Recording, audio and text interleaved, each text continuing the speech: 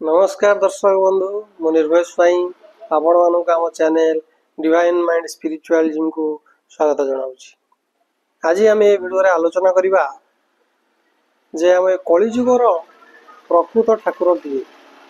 आम सनातन धर्म रे जोंटी 33 कोटी देवादेवी अछंती आम सेठी केउ गोटे ठाकुर को पूजा करिया दरकार ना सबु ठाकुर को समान भाव पूजा करिया दरकार केमिति पूजा करिया दरकार यही समस्त प्रश्न भगवान को नहीं जहाँ आम मनरे द्वंद्व सृष्टि करुची प्रश्नवाची सृष्टि करिछि आपण माने ए वीडियो रे पाई परिबे। तेणु वीडियो टी लंबा हो पारे किंतु आपण मानकु अनुरोध वीडियो टी को शेष पर्यंत निश्चय शुणु जहा द्वारा आपणकर ए मन भितर थिबा द्वंद्वर समाधान हो पारिबो। टॉपिक ऊपर को आसिया पूर्व मु आपण मानकु कहि रखिबा चाहे कि आपण मान जदि मते प्रथम थर पे सुनुचंती चैनल को सब्सक्राइब करिवे जोटी आपण को एमती सुंदर सुंदर वीडियो नोटिफिकेशन प्रथमे मिल परिबो।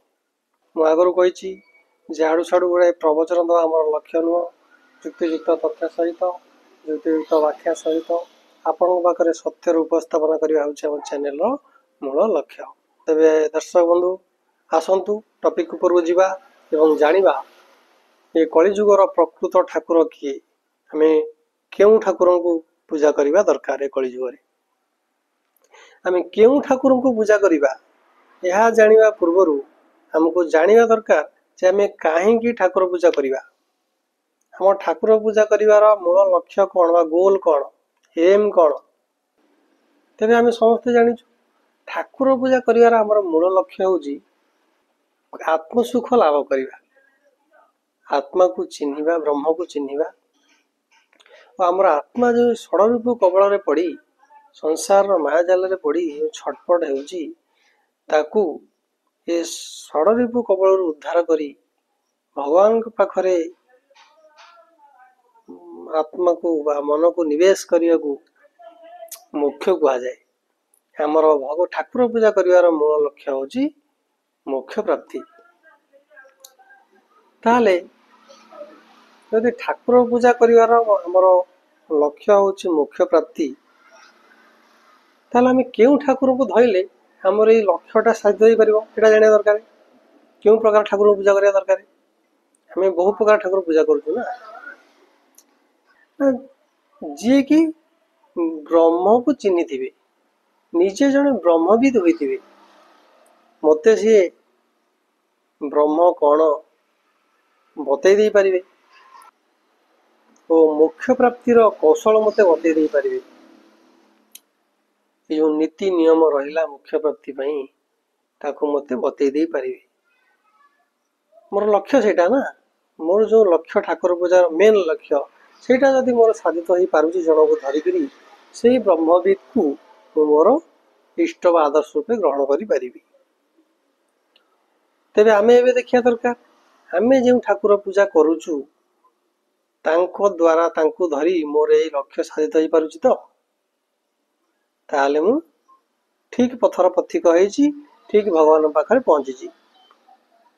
जदि मोर लक्ष्य साधित हो पारुनी ताले मु भूल पथर पथिक और भूल भगवान पाखरे पहुंची। तेबे आमर ये जो ठाकुर पूजार लक्ष्य रहिला आत्मसुख लाभ ब्रह्म ज्ञान प्राप्त बा मोक्ष प्राप्ति ये मोक्ष प्राप्ति केते जनकर हेइछि प्रथम जानिया दरकार। से माने हेबे आमर अनुसरणीय जो मानकर मोक्ष प्राप्ति हेइछि धराधाम रे आम वेद पुराण शास्त्र मानक जदि आम अनुध्यान करिबा तेबे आमे पाइबा कोन मोक्ष प्राप्ति हेतिबा भक्त श्रेष्ठ हेले किए भक्त श्रेष्ठ हनुमान भक्त श्रेष्ठ सुदाम ये थिले भक्त श्रेष्ठ जहाँ फल आम कही पारे एमानकर मोक्ष प्राप्ति हेछि। जेहेतु एमानकर मोक्ष प्राप्ति हेछि आम मनुष्य मानकर ठाकुर पूजार जो मूल लक्ष्य है मोक्ष प्राप्ति एमानकर हेछि तेबे एमाने हेबे आमर अनुसरणीय कौन पाई ठाकुर पूजा करिया पाई। माने केमिति ठाकुर पूजा करथिले केउ ठाकुर को डाकुथिले एमानकर दैनंदिन कर्म कौन थिला माने केमिति भक्ति करुथिले ये सबू को आमे अनुध्यान करवा दरकार सेई उपाय रे चलिकी आमे मोक्ष प्राप्ति पाई परिबा। तेरे हनुमान कौन करुले देखा हनुमान एकमुखी भक्ति थिला से गोटे ठाकुर पूजा करते से हेले प्रभु श्रीराम। किंतु आमे कौन करूँ आमे बहुमुखी 12 अनुसार आमे ठाकुर को भाग भाग कर देचु। सोमवार हेले शिव कथा मन पड़े गाधोई पाधोई मंदिर जाई आमे शिव पूजा टे करूँ। मंगलवार हेले हमर हनुमान कथा मन पड़े। गुरुवार आमे माँ लक्ष्मी को पूजा करूँ।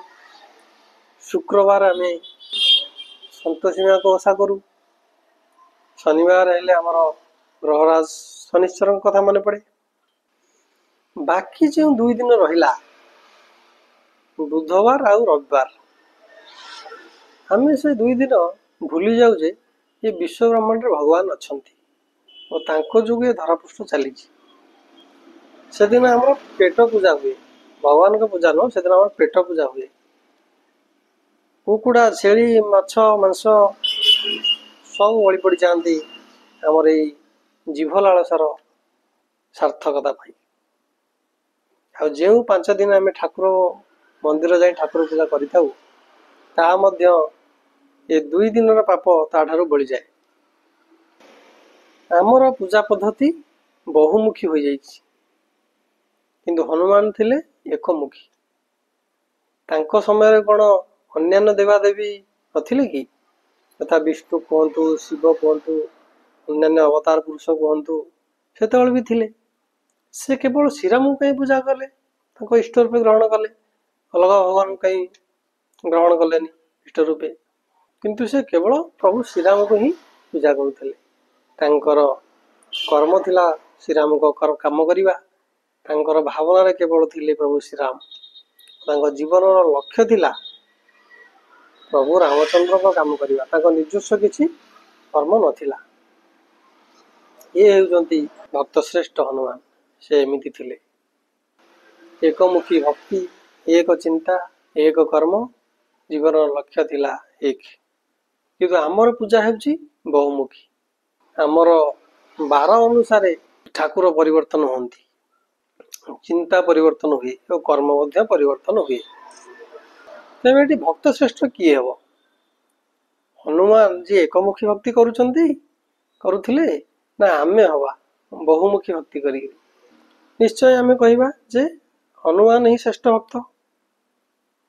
वेदशास्त्र आमर जहाँ वर्णित होइछि से ही श्रेष्ठ भक्त थिले तामाने एकमुखी भक्ति ही श्रेष्ठ भक्ति।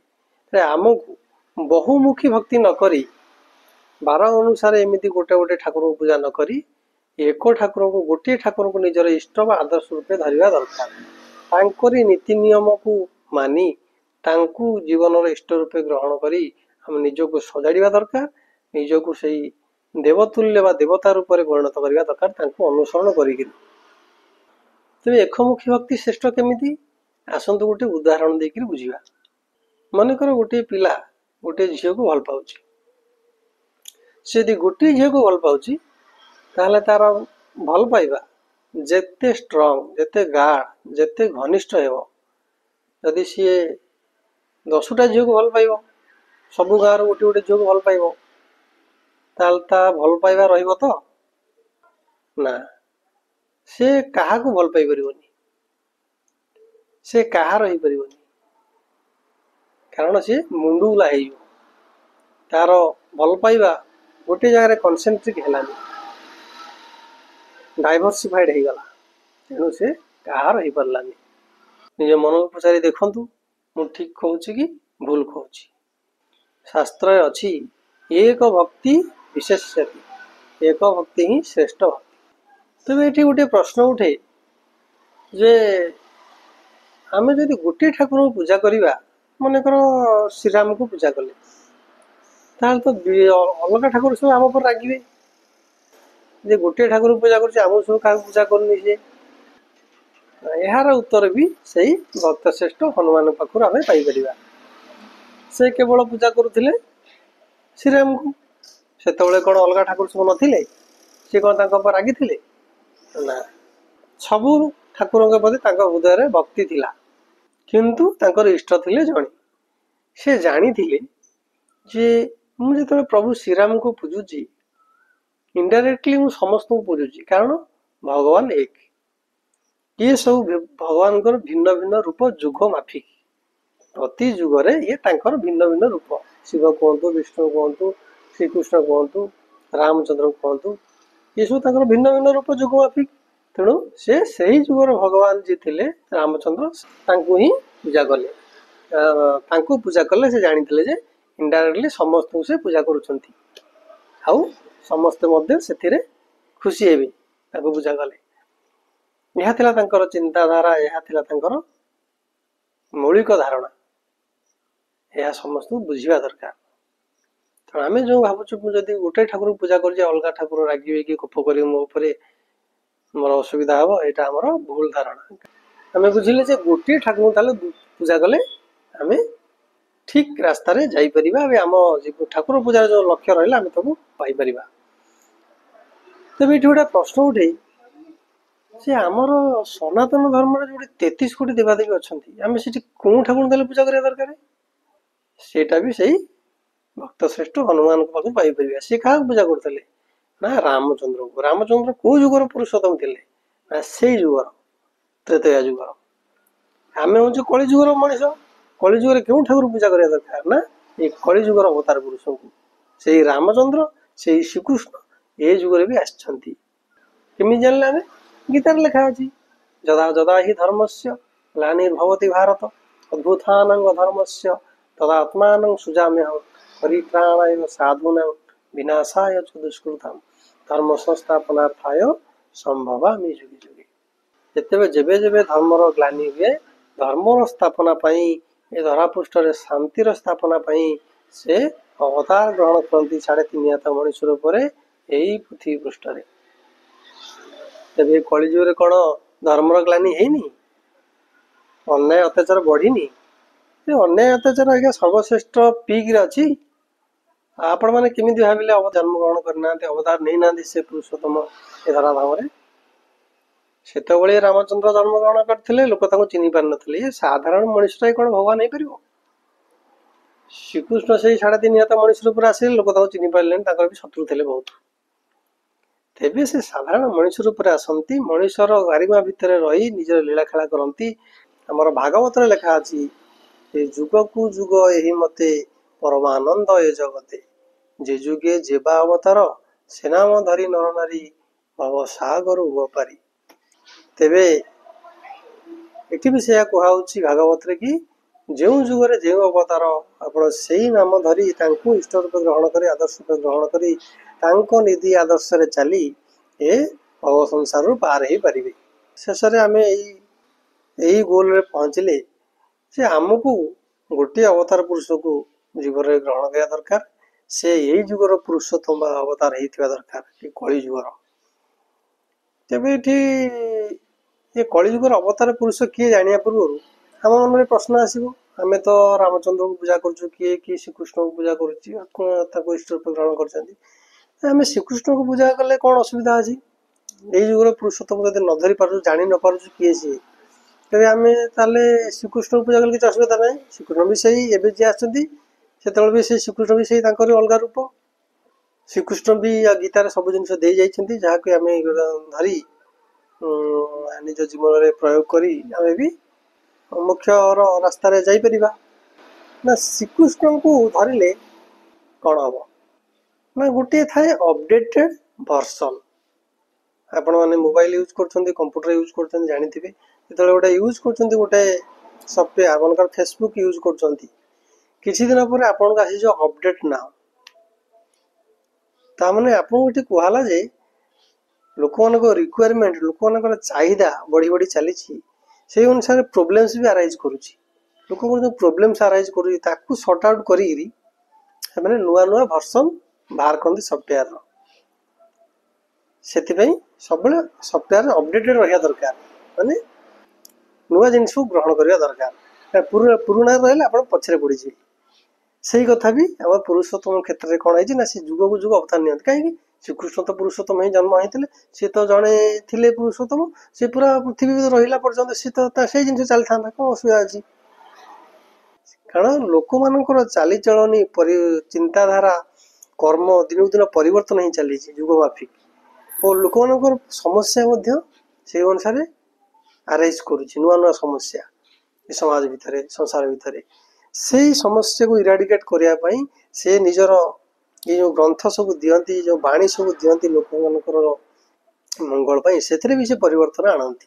ଏମିତି ଆମେ ଯେମିତି ସଫ୍ଟୱେୟାର ଅପଡେଟେଡ ହେଇ ଚାଲିଛି, ସେମିତି ପୁରୁଷୋତ୍ତମ ବି ଅପଡେଟେଡ ହେଇ ଆସନ୍ତି ଯୁଗ ମାଫିକ, ଶାସ୍ତ୍ର ବି ଅପଡେଟେଡ ହେଇ ଚାଲେ।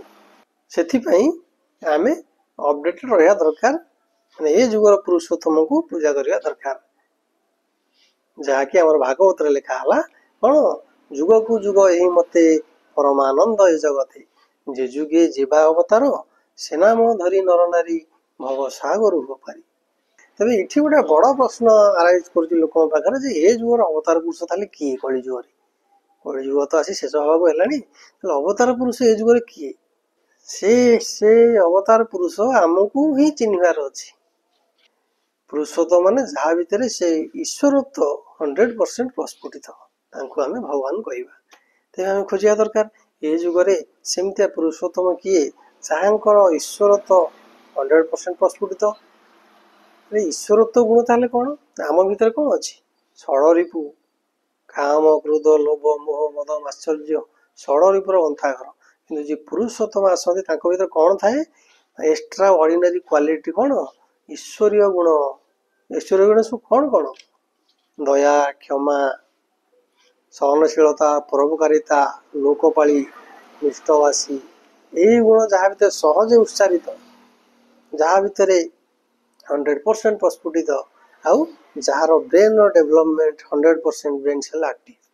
ଯେମିତି ଶ୍ରୀକୃଷ୍ଣ କହିଲେ ଅର୍ଜୁନକୁ, ହେ ଅର୍ଜୁନ, ତୋର ମୋର ବହୁ ଜନ୍ମ ଅତୀତ ହେଇଯାଇଛି, କିନ୍ତୁ ତୋର କିଛି ମନେ ନାହିଁ, ମୋର ସବୁ ଜିନିଷ ମନେ ଅଛି। କାରଣ ମୋ ସ୍ମୃତି ବାହୀ ଚେତନା ନେଇଯାଏ, ମୁଁ ଯେତେବେଳେ ଧରା ପୃଷ୍ଠରୁ ଯିବି, ମୋ ସାଙ୍ଗରେ ଏଇ ଯୋଉ ଜନ୍ମରେ କରିଥିବା ସମସ୍ତ କର୍ମର ସ୍ମୃତି ମୋ ସହିତ ଯିବ, ଆଉ ମୁଁ ଜନ୍ମ ଜନ୍ମାନ୍ତରର ସ୍ମୃତି ମଧ୍ୟ ମୋ ସାଙ୍ଗରେ ନେଇକି ଯାଏ। ଆଉ ଯେତେବେଳେ ପୁଣି ଧରା ପୃଷ୍ଠକୁ ଅବତରଣ କରେ, ସେ ଜନ୍ମ ଜନ୍ମର ସ୍ମୃତି ମଧ୍ୟ ମୋ ସହିତ ଆସିଥାଏ। ସେଥିପାଇଁ ମୋର ସବୁ ଜିନିଷ ମନେ ଅଛି, ତୋର ମନେ ନାହିଁ। କାରଣ ତୋ ଭିତରେ ଏଇ ଯୋଉ ଈଶ୍ୱରତ୍ଵ 100% ପ୍ରସ୍ଫୁଟିତ ନୁହଁ, ତୋ ବ୍ରେନ ସେଲ୍ ଏତେ ଆକ୍ଟିଭ ନୁହଁ। କାହାର ଆମର 10% କାମ କରୁଛି, କାହାର 12%, କାହାର 15%, ଏମିତି କାମ କରୁଛି। ସବୁ ଲେବୁଲ ରହୁଛି, ଗ୍ରୋଥର ଲେବୁଲ। ଯେମିତି ସ୍ୱାମୀ ବିବେକାନନ୍ଦଙ୍କର ସବୁଠୁ ଅଧିକା କାମ କରୁଥିଲା, ସେମାନେ ତାଙ୍କର ସେମିତି ଐଶ୍ୱର୍ଯ୍ୟ ଗୁଣ ତାଙ୍କର କିଛି ଥିଲା। ଯାହାର 100% ପ୍ରସ୍ଫୁଟିତ ଏ ଐଶ୍ୱର୍ଯ୍ୟ ଗୁଣ, ତାଙ୍କୁ ଆମେ ପୁରୁଷୋତ୍ତମ ରୂପେ ଗ୍ରହଣ କରିବା। ତେଣୁ ଆମକୁ ତାକୁ ଖୋଜିବାର ଅଛି, ସେଇ ନିରହଙ୍କାର ପୁରୁଷକୁ, ସେଇ ଯାହାର କର୍ମରେ ଧର୍ମ ଫୁଟି ଉଠୁଛି, ଯିଏ ନିଜେ ଧର୍ମ ଆଚରଣ କରନ୍ତି, ପ୍ରବଚନ ଦିଅନ୍ତିନି। ପୁରୁଷୋତ୍ତମ କେବେ ପ୍ରବଚନ ଦିଅନ୍ତିନି, ସେ କଣ କରନ୍ତି? ତା କର୍ମରେ ଧର୍ମ ଫୁଟି ଉଠେ, ଆଉ ଆମକୁ ସେ ଧର୍ମାଚରଣ ଶିଖେଇ ଦିଅନ୍ତି, ଆଉ ଯିଏ ଆମକୁ ସେମିତିଆ ଏକ ଦେବତୁଲ୍ୟ ମଣିଷରେ ପରିଣତ କରିବାକୁ ସେ ଆସନ୍ତି। ତେବେ ଦର୍ଶକ ବନ୍ଧୁ, ଆଜି ପାଇଁ ଭିଡ଼ିଓରେ ଏତିକି। ଆଶା କରେ ଆପଣଙ୍କର ଯେଉଁ ଦ୍ୱନ୍ଦ୍ୱ ଥିଲା, ଭଗବାନଙ୍କ ଉପରେ ଯେଉଁ ପ୍ରଶ୍ନବାଚୀ ମନରେ ଥିଲା, ଏହି ସତ୍ ଜ୍ଞାନ ଆପଣଙ୍କର ଉଦୟ ହେଇଥିବ, ଆଉ ଆପଣଙ୍କର ଏ ସମସ୍ତ ସମସ୍ୟାର ସମାଧାନ ପାଇପାରିଥିବେ। ଭିଡ଼ିଓଟି ଭଲ ଲାଗିଥିଲେ ଲାଇକ୍, ସେୟାର ଓ ସବସ୍କ୍ରାଇବ କରିବେ। ଆଜି ପାଇଁ ଏ ଭିଡ଼ିଓରେ ଏତିକି। ରହିଲି, ନମସ୍କାର।